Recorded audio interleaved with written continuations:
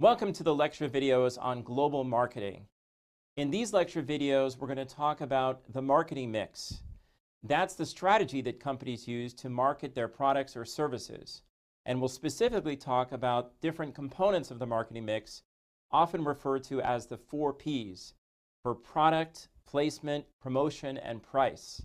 And all of these together constitute what companies often refer to as their marketing strategy or their marketing mix.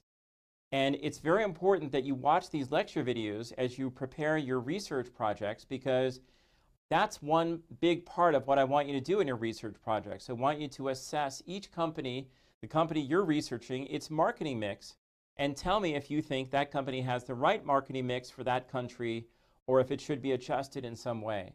So that's the sort of skill that you're going to learn to do. You're going to learn how to make this kind of assessment from watching these lecture videos. Now, in this first lecture video, we'll focus on the first P of the 4 Ps, product. But before we do that, let's talk a little bit more about exactly what this marketing mix is, the 4 Ps.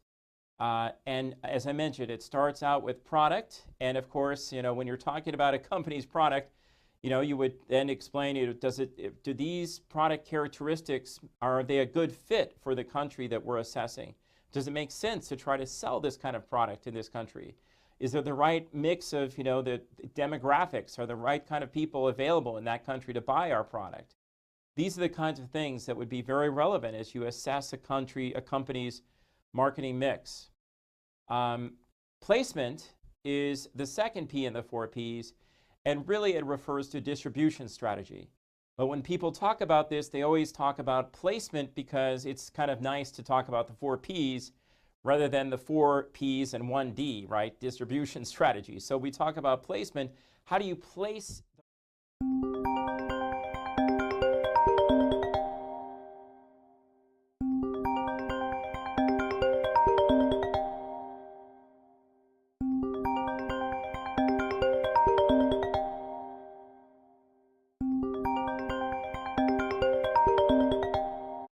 product in the market?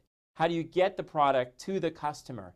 That's what placement is. It essentially just means the company's distribution strategy. But again, we like to use this term placement because it's easier to say 4 Ps than something else. So this is a very important part of marketing because, of course, getting the product to the customer in the right way, in a timely manner, deciding how to do this is a very important part of any company's marketing strategy. So we'll be talking about that in some depth. And of course, some sorts of distribution strategies make more sense in some countries than others. And the countries, often vary in terms of what kind of distribution strategies will be, valid or will work in that country. Let's also talk about the third P now, promotion. Promotion is simply just, getting the word out about your product or service. Advertising and promotional strategies. And so again, there are certain kinds of advertising and promotional strategies that work very well for certain kinds of products in certain kinds of countries and that don't work well for others. So this again is a very important part of your marketing mix. And then finally, price. This is crucial, right? Because if you have the right price, your product will sell. And pricing strategy is a very important part of the marketing strategy. That 4th P is a crucial component of this.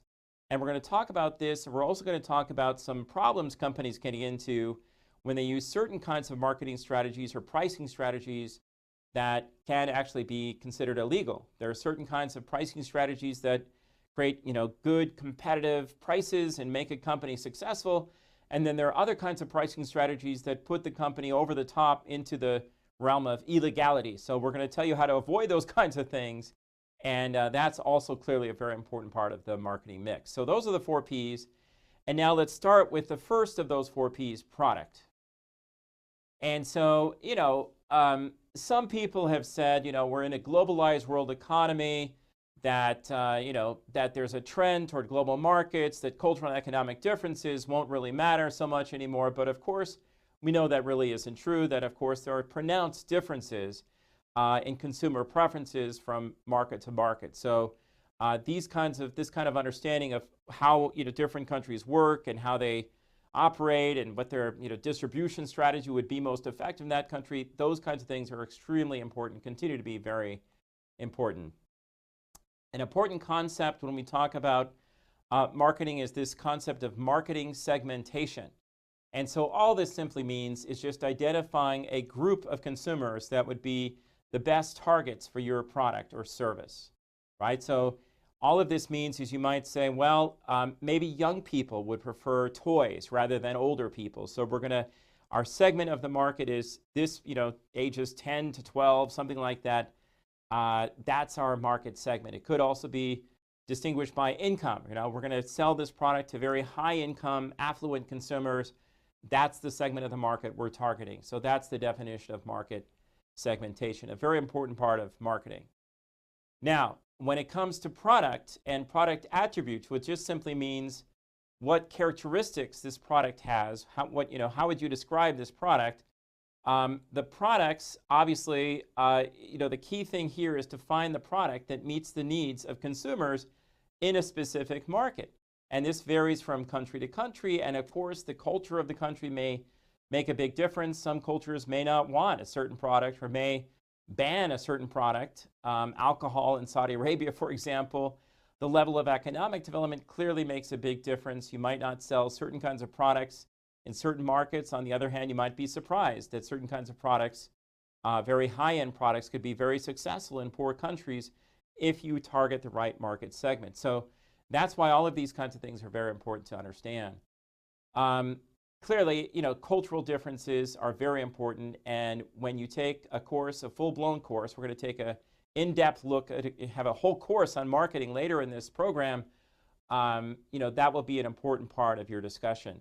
How, when you're marketing globally, you have to take into account the cultural differences, the differences in infrastructure, the differences in the composition of the country, the demographic differences, all of these things, extremely important in marketing, right, a product. So the level of economic development, of course, very important as well. So again, as I mentioned, some countries may be very poor, but you might still find that there's a big demand for high-end consumer products. For example, very luxury brands of shampoo might be still very attractive in these countries, but people can't buy big quantities. So some companies have learned that a very effective strategy might be to still target that lower end of the socioeconomic strata, but realizing that they still want to buy these luxury products. And one clever strategy might simply be to sell some of these high-end products, but in smaller packages, sometimes called sachets. And so some companies have been very successful selling high-end shampoos, for example, in very poor countries, but small packages of them. And so that's one idea that can be very successful. And so clearly another issue that comes up as you're doing global marketing is that some countries have very different technical standards or technical requirements. And so you might find that a certain kind of TV set might be very great in every respect, but it doesn't meet certain requirements in that particular country. And so I remember we were talking with executives from LG Electronics. We did a program, Thunderbird did, for many years in South Korea.